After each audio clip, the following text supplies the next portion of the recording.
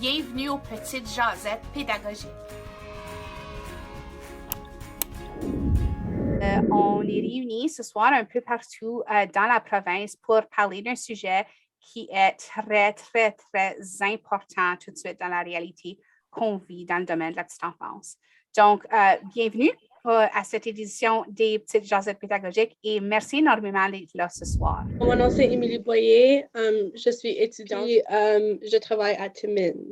Bonsoir, je m'appelle Believe, comme Mélanie vient de le dire. Je suis EPI. Ça va faire mes 3 ans en fonction comme éducatrice avec le groupe des Bambins. Je travaille pour l'OMIFO. Je suis à Orléans et dans Ottawa. Mon nom c'est Roxane Haché, je suis EPI, ça fait peut-être comme 8 ans. Puis je viens de Timmins. Bonjour tout le monde, merci Mélanie pour l'invitation. Mon nom est Ludivine Julie, je suis EPI depuis 2016. Je travaille à Ottawa dans le programme parascolaire. Donc ce soir, je parle avec les gens qui travaillent directement avec nos enfants. Puis je me tourne vers vous pour savoir, parlez-moi de votre réalité. Qu'est-ce qui se passe dans ces centres-là? Comment vous vous sentez là-dedans? Je trouve que c'est super stressant. Comme moi-même, partout comme je suis présco, je suis bambin, je remplace les dîners. Comme je commence ma journée, je remplace un côté, puis là, je vais de l'autre côté, puis comme je suis tout partout, j'ai comme jamais le temps d'aller à la toilette, j'ai jamais le temps de prendre de l'eau parce que j'ai besoin d'être partout en tout temps. So, comme c'est super stressant, je peux pas prendre 2 minutes pour moi-même parce que j'ai toujours besoin d'être quelque part. La raison qu'il faut que j'aille partout, c'est parce qu'on n'a pas le staff pour les groupes, comme on n'a même pas nos capacités qu'on a le droit dans nos centres parce qu'on n'a pas le staff pour les remplir. Wow! Donc, tellement une pénurie que vos centres ne sont même pas ouverts à capacité. Puis que les éducateurs s'accoupent. Puis je vois comme tout le monde est comme oui. Ouais, c'est partout. Oui, si je peux ajouter à ce que Émilie vient de dire, je dirais que vraiment, il y a une grande pénurie que ça se remarque que des fois, on est pris, tu dois prendre comme un rendez-vous pour toi-même, pour ta vie personnelle, que ce soit des rendez-vous médicaux ou bien quelque chose d'autre qui t'oblige comme d'apprendre une journée. Et puis là, tu commences comme à réfléchir dans ta tête, oh mon Dieu, quel trouble ça va créer parce qu'on sait qu'on ne va pas trouver du monde. On n'a pas comme une stabilité à cause qu'aujourd'hui, on met des règlements par rapport aux symptômes et tout. Et quand ça s'en vient que les enfants doivent s'absenter, nous, comme éducatrices, on est vraiment perturbés. Tantôt, on a 3 amis pendant toute une semaine sur 10. Donc, on comprenait que quelque part, nous aussi, on est un peu découragés, on est un peu perturbés. C'est-à-dire, on manque le goût, on n'a pas cette motivation comme avant. Mm-hmm. Je sais que je suis comme quasiment une nécessité d'être là. Moi, j'ai eu la COVID. Il a fallu envoyer des gens à la maison. C'était juste comme, j'avais assez de poids sur mes épaules. J'étais même pas capable de me prendre soin de moi-même parce que j'avais tout ça en arrière de ma tête. Je travaille dans l'ouest d'Ottawa. C'est une zone fortement anglophone. Donc, du coup, avant la COVID, déjà, c'était difficile avec les suppléants et autres. Maintenant, avec la COVID, c'est beaucoup plus difficile. Surtout qu'il faut noter que la petite enfance est un milieu où la plupart des employés sont des femmes. Donc, elles ont des enfants, elles ont 2, 3 enfants. Du coup, ça peut arriver qu'un matin, on te dit, oh, je ne peux pas rentrer parce que l'enfant fait de la fièvre. Je ne peux pas rentrer parce que X enfant a des symptômes. Du coup, le manque est permanent. C'est pratiquement à tous les jours qu'on manque des personnes pour nous remplacer. Les éducatrices du parascolaire, comme nous autres, on fait les pieds et les mains pour boucher les trous, pour que tout le monde se sente moins épuisé. Mais pendant combien de temps est-ce que ça va durer? C'est la question qu'on se pose. Parce qu'on se soude, on se sait les coudre, mais on ne voit pas le changement venir.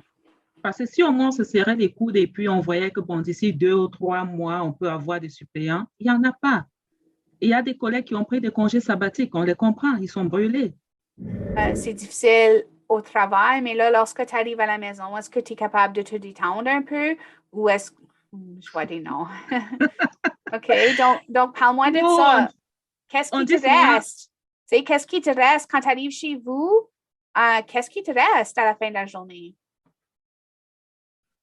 en tant qu'éducatrice, nous, on a l'habitude de rire en disant, après le chiffre de l'école, de la garderie, c'est le chiffre de la maison. Parce qu'il faut préparer le souper, il faut apprêter la journée du lendemain, il faut faire le petit ménage.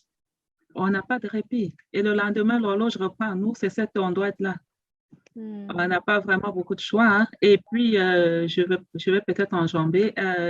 Les vacances, on n'en a pas beaucoup parce qu'avec la COVID, nous autres parents, des fois, on est appelés à rester à la maison. Ça grignote, ça grignote, ça grignote. Quand vient l'été, on n'a presque plus rien. Des fois, je me remets en question. Je me dis, est-ce que je suis une bonne mère ou je ne suis pas une bonne mère? Comment est-ce que je peux comme tout donner aux enfants de la garderie?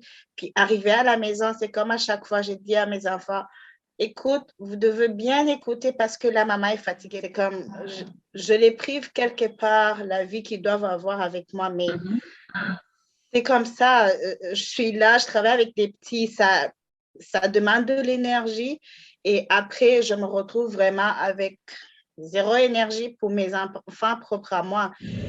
Comme pour moi, c'est comme du lundi au vendredi, je touche pas le ménage. Je fais la fin de semaine parce que je suis assez épuisée de comme la journée au complet. Puis moi, j'ai un enfant moi aussi. So comme des fois, quand je l'endors, je tombe à dormir. Comme j'ai fini, je tombe à dormir à 7 heures, puis je ne me réveille pas jusqu'à le lendemain parce que je suis assez épuisée. So, c'est juste. Tu travailles toute ta journée. Tu travailles toute ta journée avec les enfants. Tu arrives à la maison, tu prends soin de ton propre enfant, puis tu tombes endormi avec. Ouais. So, tu as eu exactement 0 minute pour toi dans une période de 24 heures. Ouais. C'est pas mal ça. Qui pense aux éducatrices? Nous, on est là, on donne tout, on donne notre corps, on donne notre cœur.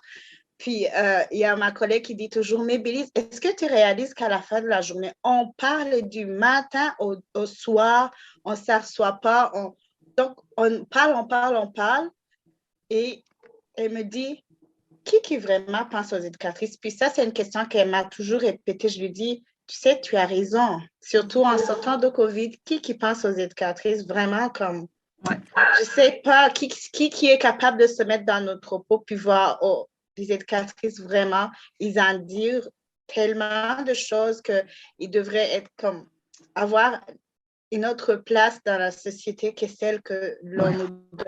Ce sont les enfants, comme qu'est-ce qui se passe auprès des enfants, comment ça va être éducatrice auprès d'un groupe de jeunes avec un masque et avec toutes les choses que vous devez porter. Avec les masques, je trouve ça super difficile, spécialement comme je travaille dans le groupe Bambin. On apprend les émotions et tout ça, mais on ne peut pas les montrer comme surprise. Ils ne voient pas ça. Comment je suis supposée de démontrer comment être surprise sans voir?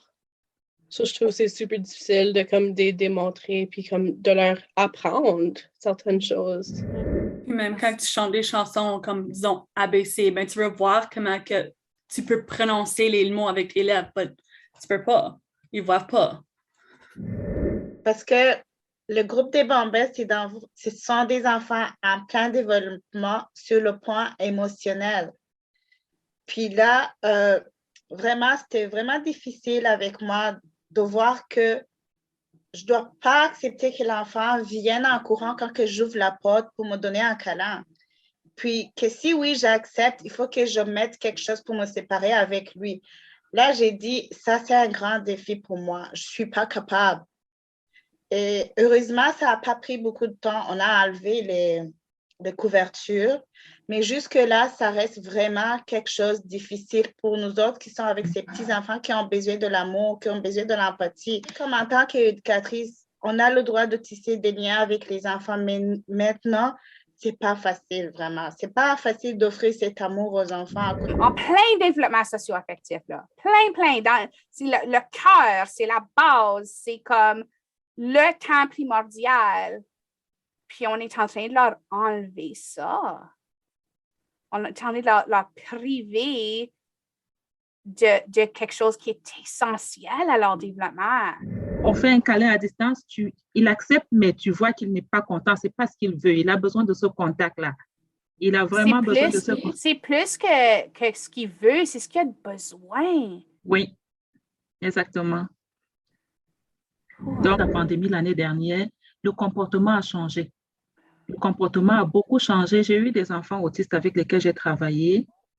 Quand je regarde, ils étaient déjà bien. Quand je dis ils étaient déjà bien, ça veut dire qu'il y avait déjà une nette amélioration dans le comportement. Mais quand tu le regardes, tu vois la régression. Il y a la régression parce que les méthodes qu'on utilisait les années antérieures ne peut plus les utiliser maintenant. Parce que quand tu vas vouloir lui donner l'affection dont il a besoin, lui-même, il va te dire, madame, on n'a pas le droit. On n'a pas le droit. Or, par le passé, c'est des méthodes qui passaient bien, qui aidaient l'enfant à se calmer, à se recentrer parce qu'il savait qu'il y avait cet amour-là qu'on pouvait lui apporter. Donc, c'est ce que j'ai à dire. Wow. Merci. Merci de ton partage. Merci de tous vos partages. Et est-ce qu'on sait c'est quoi les solutions? Comme qu'est-ce qu'on peut faire pour... Engager quelqu'un si tu n'as pas de résumé qui rentre. Mais comme j'ai entendu, comme fallait vouloir rentrer, faire un sign-in bonus ou quelque chose pour vouloir que les gens veulent rentrer à la garderie, comme quelque chose pour vouloir les inviter, comme bien travailler ici parce qu'on peut vous donner ça, comme les dire que c'est qu'on peut les donner pour avoir plus de staff. Donc, je pense que si le gouvernement pouvait se pencher sur le cas de la petite enfance, essayer d'harmoniser les salaires, de rendre les salaires plus conséquents parce qu'on nous prend comme des gardiens, on n'est pas des gardiennes. Parce que le salaire qu'on a, moi, je me dis, ce n'est pas proportionnel au travail que nous offrons. C'est vraiment pas proportionnel au travail que nous offrons parce que prendre un enfant d'un point A et le ramener à un point B, en maternelle jardin, on voit la différence entre les enfants qui ont été à la garderie et ceux qui n'ont pas été. La différence est flagrante. On n'a même pas besoin de mener une étude sur une semaine pour voir ça. Oui. Ça veut dire que nous faisons un travail de fond. Moi, j'ai vu des enfants arriver à la garderie, ils n'étaient même pas capables de se chausser à 3 ans, d'enlever, de mettre les chaussures, de mettre les pantalons de neige. Au bout de 2 semaines, ils étaient capables et ils commençaient déjà à parler. Les parents étaient surpris et eux-mêmes ils étaient très surpris de voir le changement. Ça veut dire que les éducatrices font un vrai travail qui doit être valorisé. Si nous ne sommes pas là, il n'y aura pas de travailleurs. Personne n'ira travailler. Ben, c'est ça. Nous ne sommes pas là seulement pour garder leurs enfants, mais aussi pour les donner l'éducation que le parent devrait leur donner s'il était à la maison.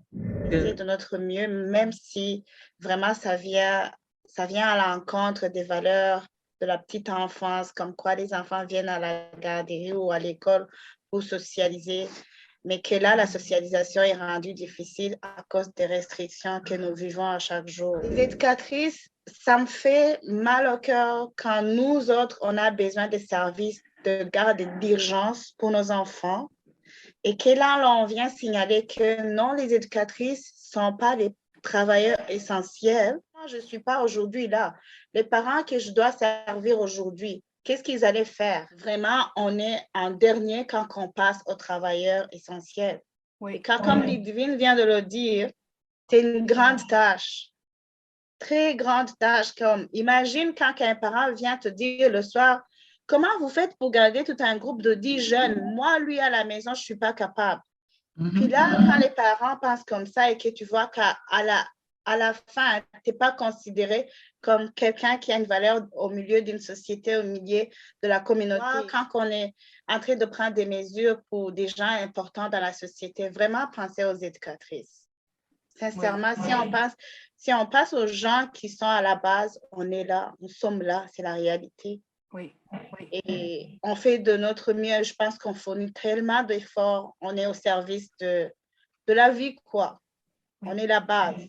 Un service de la vie. Oh, ça, c'est tellement bien dit, Bélise. Merci. Et j'ai juste quelque chose à ajouter pour l'essentiel. Comme ils nous disent qu'on n'est pas essentiel, mais comme sans nous, les docteurs qui ont des enfants, il n'y a pas de docteur, il n'y a pas de policier, il n'y a pas de pompier si nous autres, on n'est pas là.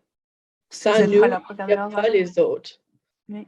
Mais ça n'a jamais été plus vrai, les dames, OK? Vous êtes essentielles. Merci. Vous êtes essentielles. Vous êtes essentielles pour notre société. Vous êtes essentielles pour nos enfants. J'espère qu'on peut continuer à mettre l'enfant au centre de nos décisions. J'espère qu'on peut continuer à mettre l'enfant dans le centre de notre pratique. Puis j'ai l'impression que c'est ce qui vous garde aller. C'est cet enfant-là. Ces enfants-là. Merci énormément. Vos partages sont riches. Vos partages sont importants. Vous donnez une voix à une grosse crise dans le domaine. On continue. On espère faire des échos. On espère trouver des solutions. Puis c'est en parlant et en jasant qu'on va y arriver. Pour moi, toi, tu es essentiel.